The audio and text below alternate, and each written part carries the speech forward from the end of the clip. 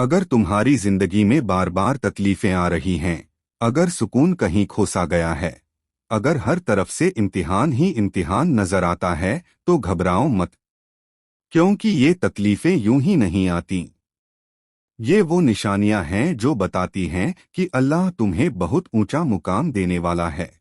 अल्लाह ताला कुरान में फरमाता है कि हमने इंसान को इम्तिहान के लिए पैदा किया है, और इम्तिहान उसी का लिया जाता है जिसमें कुछ बनने की काबिलियत होती है।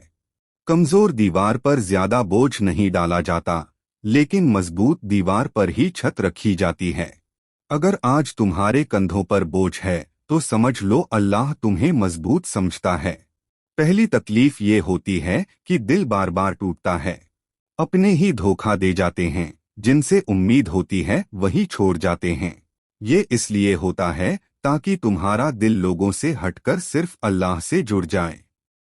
जब तक दिल मखलूक से जुड़ा रहता है, तब तक खालिक से मुकम्मल रिश्ता नहीं बनता।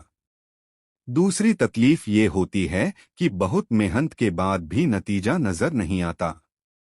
इंसान कहता है, या अल्लाह, मैंने तो पूरी कोशिश की, लेकिन अल्लाह देखता है कि क्या तुम नतीजे के लिए काम कर रहे हो या मेरे लिए।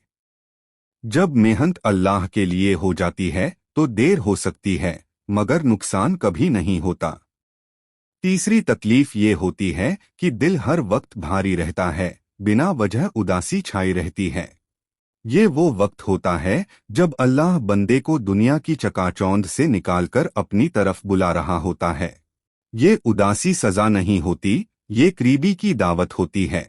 चौथी तकलीफ ये होती है कि लोग तुम्हें समझ नहीं पाते, तुम्हारी नियत पर शक करते हैं, तुम्हारी खामोशी को कमजोरी समझते हैं।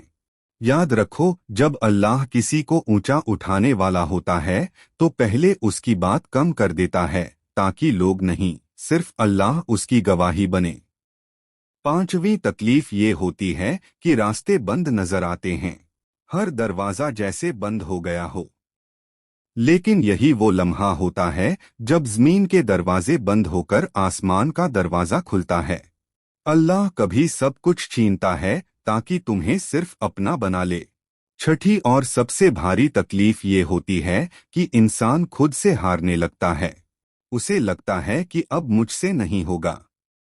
लेकिन यही वो मुकाम होता है जहां इंसान टूटकर अल्लाह के सामने झुकता है। और याद रखो, अल्लाह के सामने टूटना सबसे बड़ी जीत है। नबी करीम की जिंदगी देख लो। बचपन में वालिद का साया उठा, फिर वालिदा का, फिर दादा का। पत्थर मारे गए, ताने दिए गए, तकलीफें दी गईं। लेकिन इन्हीं तकलीफों ने रसूल को रहमतुल्लिल आलमीन बना दिया। अगर आज तुम्हारी जिंदगी में ये 6 तकलीफें हैं तो मायूस मत होना। ये इस बात का ऐलान है कि अल्लाह तुम्हें आम लोगों की तरह नहीं छोड़ना चाहता।